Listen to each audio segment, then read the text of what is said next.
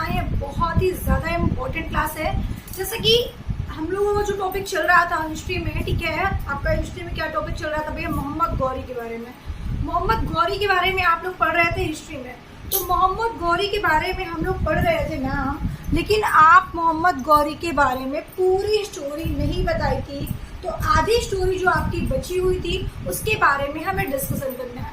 मैंने आपको मोहम्मद गौरी का 90% बता दिया था कि जितने क्वेश्चंस आपके मोहम्मद गौरी से बनते हैं सारे क्वेश्चंस आपको मैंने बता दिया था, ठीक है। अब आपके कुछ क्वेश्चंस बचे हुए हैं तो उस पर हम लोगों को डिस्कशन करना है। तो अगर हम बात करते हैं मोहम्मद गौरी की,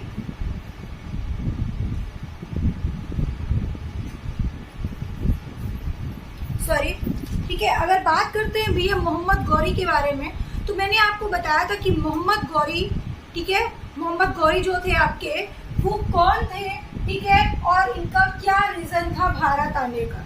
इससे पहले की क्लास में मैंने बताया था कि भारत क्यों आए थे, किस लिए आए थे, क्या रीजन था इनका, ये सारी चीजें मैंने आपको बता दी थी। अब आप लोगों को क्या बताना था, मैंने आपको बताया था कि जो मोहम्मद गौरी थे उन्होंने कई सारे आक्रमण किया, कई सारे अटैक किया था। टोटल उन्होंने 16-17 अटैक किए थे, ठीक है, टोटल 17 अटैक किया था भैया। लेकिन 17 अटैक करने के बाद भी इन्होंने इनका मन नहीं माना था, ठीक है। जब इन्होंने, मैंने बताया था कि जो मोहम्मद गौरी था वो भैया दिल्ली को क्या कर रहा था, अपने कब्जे में लेने की कोशिश कर रहा था। उसका पूरा प्लान था कि मैं भारत को लूट लूं।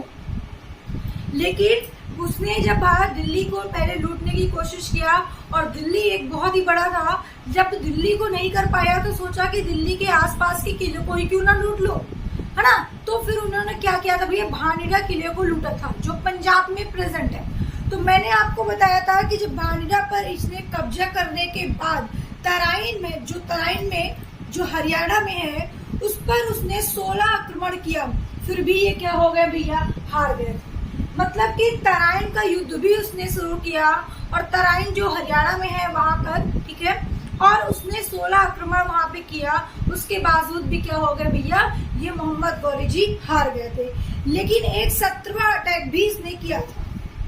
तो वहीं से आपका क्वेश्चन एग्जाम में पूछा जाता है कि भैया बता दो कि तराइन का प्रथम युद्ध कब हुआ था। यहाँ से आपके क्वेश्चन पूछा जाता है कि फर्स्ट बैटल ऑफ तराइन का प्रथम युद्ध कब हुआ था। तो आपको बताना है कि तराइन का प्रथम युद्ध कब हुआ था भैया। तो आप बताओगे कि तराइन का प्रथम युद्ध कब हुआ था, तो आपको बताना है 1191 में। 1191 में तराइन का प्रथम युद्ध हुआ था। ये वेरी वेरी इंपॉर्टेंट है, ठीक है। यहाँ से क्वेश्चन आपके एग्जाम में पूछे जाते हैं कि तराइन का प्रथम युद्ध कब हुआ था, उसका द्वितीय युद्ध कब हुआ था, और तृतीय युद्ध कब हुआ था, और किसके किसके बीच में हुआ था, ठीक है। तो आपको बताना है कि जो तराइन का फर्स्ट युद्ध हुआ था, first battle of Tarain, Mohammad Ghori and Prithviraj Chauhan और जयचंद्र के बीच में हुआ था। मोहम्मद गौरी को आप अच्छे से जानते हैं। पृथ्वीराज चौहान के बारे में मैंने आपको बताया है, जो इस समय दिल्ली में राज कर रहे हैं, और जयचंद्र के बारे में भी मैंने आपको बताया है। और आप मुझे कमेंट करके बता दो जरा कि जयचंद्र कहाँ पे राज कर रहे हैं भैया। तो आपको मैंने बताया है कि जो जयचंद्र जी हैं वो इस समय उज्जैन में राज कर रहे थे, ठीक है। और इन्हीं की बेटी का क्या नाम था, शयोगिता, ठीक है। चलिए अब हम बात करते हैं सेकंड की। तो तराइन का द्वितीय युद्ध कब हुआ था, तो आपको बताना है सेकंड बैटल ऑफ तराइन 1192 में। तराइन का प्रथम युद्ध 1191 में हुआ था, और तराइन का द्वितीय युद्ध कब हुआ था, 1192 में हुआ था। किसके किसके बीच में हुआ था, तो आप बताओगे कि जो सेकंड बैटल ऑफ तराइन हुआ था, ठीक है। अब अगर हम बात करते हैं तृतीय युद्ध के बारे में, ठीक है, 1215 में थर्ड बैटल ऑफ तराइन, ठीक है। तृतीय युद्ध कब हुआ था भैया, तो 1215 में हुआ था। तृतीय युद्ध बहुत कम लोगों को पता होता है, ठीक है, बहुत कम टीचर बताते हैं। प्रथम और सेकंड युद्ध बताते हैं, लेकिन कभी कभी एग्जाम में क्वेश्चन आपको फंसा देता है ऐसे कि तृतीय युद्ध कब हुआ था। तो आपको बताना है कि तृतीय युद्ध जब हुआ था 1215 में हुआ था। थर्ड बैटल ऑफ तराइन जो यल्दौज और इल्तुतमिश के बीच में हुआ था। यल्दौज और इल्तुतमिश के बीच में तराइन का तृतीय युद्ध हुआ था। आई बात समझ में आप लोगों को। तो आपको याद रखना है यहाँ से 3 क्वेश्चन कि तराइन का फर्स्ट युद्ध कब हुआ था, सेकंड युद्ध कब हुआ था, और थर्ड युद्ध कब हुआ था, और किसके किसके बीच में हुआ था। तो भैया इन्होंने युद्ध किया, और युद्ध करने के बाद 1191 में जब इनका युद्ध हुआ मोहम्मद गौरी और पृथ्वीराज चौहान और जयचंद्र के बीच में जब इनका युद्ध हुआ तो मोहम्मद गौरी फिर से हार गए थे, ठीक है, और फिर से हार गए थे। फिर उनके सेना फिर से आए, जिसका नाम क्या था भैया, आपको पता होना चाहिए, कुतुबुद्दीन ऐबक और बात्या खिलजी, है ना, उनके सेना का नाम था मोहम्मद गौरी के। तो ये फिर से आ गए और फिर से रिक्वेस्ट करने लगे और बोले हैं कि मेरे राजा मोहम्मद गौरी जी को छोड़ दीजिए, ठीक है। और फिर इस तरह से मोहम्मद गौरी को ये लोग क्या किए भैया, लेकर चले गए, ठीक है। उसके बाद क्या हुआ भैया यहाँ पे, इसके बाद हुआ कन्नौज के राजा जयचंद्र थे, ठीक है। कन्नौज के राजा थे जिनका नाम था जयचंद्र, और जयचंद्र की एक बेटी हुआ करती थी। बहुत ध्यान से समझिएगा, मैं स्टोरी के थ्रू आपको बता रही हूँ, ऐसा आपको शायद ही कहीं पे मिले, ठीक है। मैंने बताया कन्नौज के राजा थे जिनका नाम था क्या भैया, जयचंद्र, और जयचंद्र जी की एक पुत्री हुआ करती थी जिसका नाम था सयोगिता। अब देखो, आप इतिहास में आप देखो कि यहाँ पे भैया प्यार और हो गया था, और भैया जो प्यार और हो गया इनको, यहाँ से युद्ध और ज्यादा शुरू हो गया। तो अगर हम बात करते हैं यहाँ पे इसके बारे में, तो आपको बता दिया जाए कि जो सयोगिता थी, जो जयचंद्र की जो पुत्री थी सयोगिता, उसको किससे प्यार हो गया था, तो आप कहोगे पृथ्वीराज चौहान से, ठीक है। पृथ्वीराज चौहान से हो गया था प्यार, मतलब कि पृथ्वीराज चौहान और सयोगिता एक दूसरे से क्या करने लगे थे भैया, एक दूसरे से लाइक करने लगे थे, ठीक है। अब बात यहाँ पर फंस गई, ये बात जयचंद्र जी को पता चली कि सयोगिता मेरी बेटी जो है वो पृथ्वीराज चौहान से प्यार करती है। तो जब उसको पता चला जयचंद्र को, तो जयचंद्र ने क्या किया भैया, उसे गुस्सा आया, और गुस्सा आने के बाद उसने क्या किया, सारे राजा को बुलाया, और बुलाने के बाद क्या किया भैया, एक स्वयंवर रचा, और वहां पर राजा को बुलाने के बाद उसकी शादी किसी और से करने की बात की, ठीक है। एक स्वयंवर रचा और वहां पे कई सारे राजाओं को बुलाया, और बुलाने के बाद उसकी शादी करने की बात हुई। लेकिन ये बात पृथ्वीराज चौहान को पता चल गई। ये बात पृथ्वीराज चौहान को जब पता चल गई तो पृथ्वीराज चौहान हो गए बड़े गुस्से में, और गुस्से में आए और उन्होंने बोला कि ऐसा नहीं हो सकता, और उन्होंने एक ऐसा काम कर दिया जिसकी वजह से जयचंद्र और पृथ्वीराज चौहान के बीच हो गई दुश्मनी। तो भैया क्या ऐसा कर दिया, तो देखो ये स्टोरी क्या है। तो उन्होंने क्या किया, उनकी बेटी सयोगिता को क्या किए, वही स्वयंवर से उठाकर लेते गए। जब वही स्वयंवर से उनकी बेटी को उठाकर लेते गए, तब जयचंद्र जो थे वो बड़े गुस्से में थे, और उन्हें आया बहुत ही ज्यादा गुस्सा।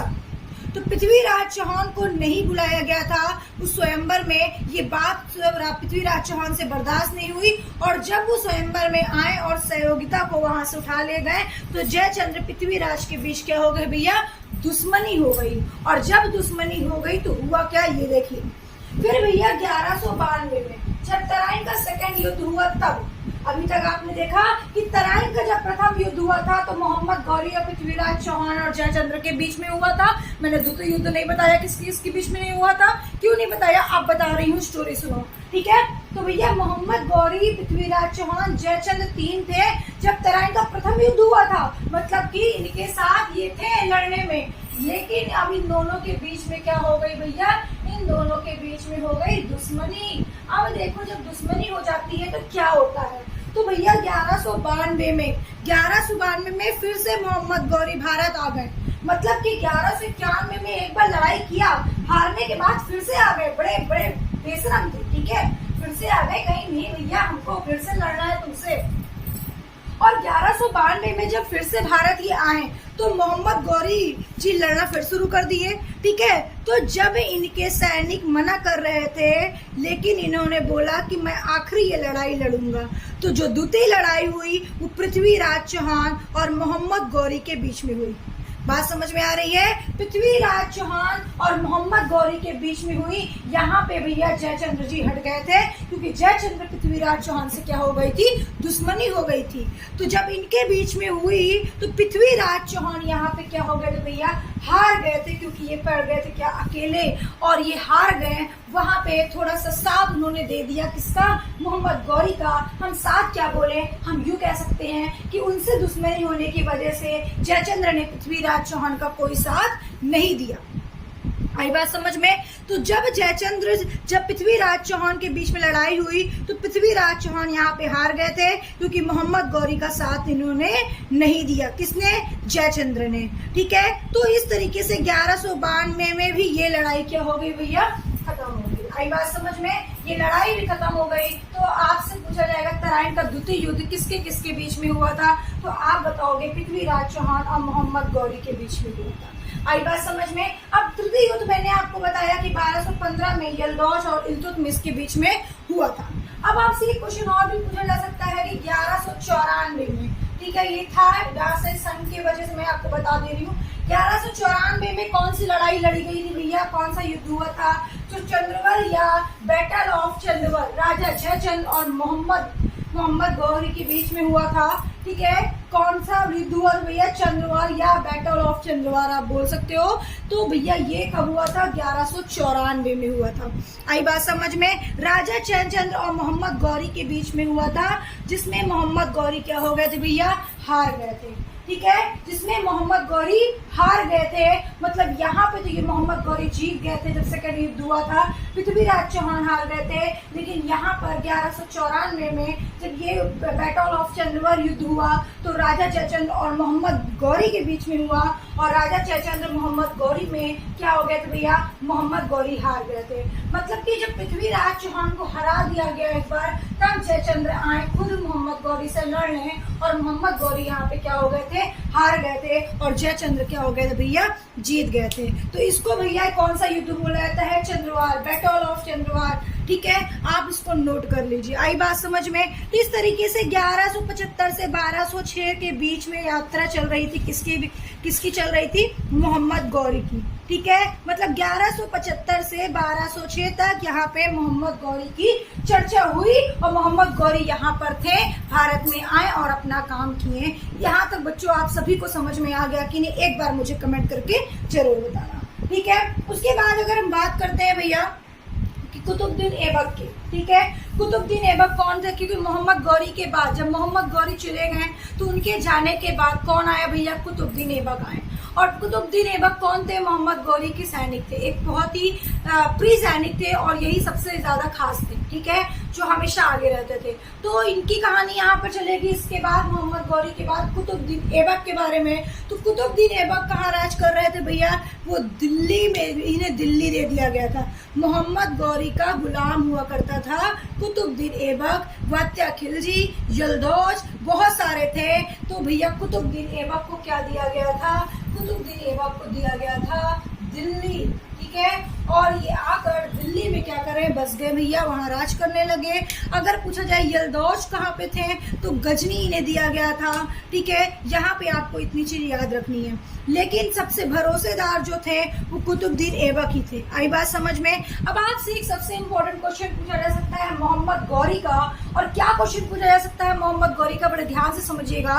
मोहम्मद गौरी का क्वेश्चन पूछा जा सकता है कि मोहम्मद गौरी के शासनकाल में, मोहम्मद गौरी के शासनकाल में कैसे सिक्के चलाए गए थे भैया? आपको बताना है कि सिक्के पर देवी लक्ष्मी की आकृति बनी थी। ठीक है, देवी लक्ष्मी की क्या बनी थी? आकृति बनी थी। मतलब आपसे पूछा जा सकता है कि किसके शासनकाल में सिक्के में देवी लक्ष्मी की आकृति बनी थी? तो आप बताओगे मोहम्मद गौरी के शासनकाल में। ठीक है, तो 1206 में, अब आप ध्यान से समझना, मोहम्मद गौरी जो थे, ठीक है, मतलब कि हारने के बाद भी ये इतने ढीठ थे कि ये माने नहीं। ठीक है, इतने ढीठ थे कि ये माने नहीं। फिर से जाकर क्या किए? सोच रहे थे कि मैं पूरे जगह कब्जा कर लूं। तो 1206 में जब ये आए वहां पे, तो खोखर जाति के लोगों ने इनकी मिलकर कर दी हत्या। मतलब कि गुलाम वंश को छोड़कर, ठीक है, गजनी चले गए। बात समझ में आ रही है? ये गजनी चले गए और वहां पे भी अपना शासन चलाने की कोशिश किया। लेकिन 1206 में जब इनकी मृत्यु हुई थी, तो 1206 में खोखर जाति के लोग मिले, और खोखर जाति के लोग मिलकर इनकी कर दी हत्या। और दोनों जगह से इनका राजकाल चला गया, दिल्ली पर भी और भारत में भी। तो ये कहीं भी राज नहीं कर पाए। मतलब राज करना चाहते थे, दिल्ली में भी राज करना चाहते थे, भारत में भी राज करना चाहते थे, लेकिन कहीं के नहीं रह पाए। इनकी कर दी गई क्या? हत्या कर दी गई। किसने हत्या की? खोखर जाति के लोग हत्या की। बात समझ में आ रही है? तो यहाँ पर मैंने आपको बताया इतनी सारी चीजें। अब हम लोग जो आगे पढ़ेंगे वो क्या पढ़ेंगे, डायनेस्टी पढ़ेंगे, वंश पढ़ेंगे, ठीक है, कि दिल्ली सल्तनत में, ठीक है, दिल्ली डायनेस्टी में कितने वंश चले थे, ठीक है, कौन कौन से वंश थे, इसके बारे में हम लोग नेक्स्ट क्लास में बात करेंगे। ये आपका मोहम्मद गौरी, महमूद गजनवी और मोहम्मद बिन कासिम के बारे में डिस्कशन था, जो आपकी 4 से 5 क्लास में कंप्लीट करा दिया गया है। अब हम लोग नेक्स्ट क्लास में जो बात करेंगे वो बात करने वाले हैं क्या, वो बात करेंगे दिल्ली सल्तनत की स्टोरी। आई होप कि सारे स्टूडेंट को क्लास बहुत अच्छी लगी होगी। और देखिए, जितने भी स्टूडेंट वीडियो को देख रहे हैं, वीडियो को लाइक करना तो बिल्कुल भी मत भूलिएगा, और जितने भी स्टूडेंट हैं आपके हिस्ट्री से परेशान है उन्हें शेयर करना बिल्कुल भी मत भूलिएगा। Okay, thank you.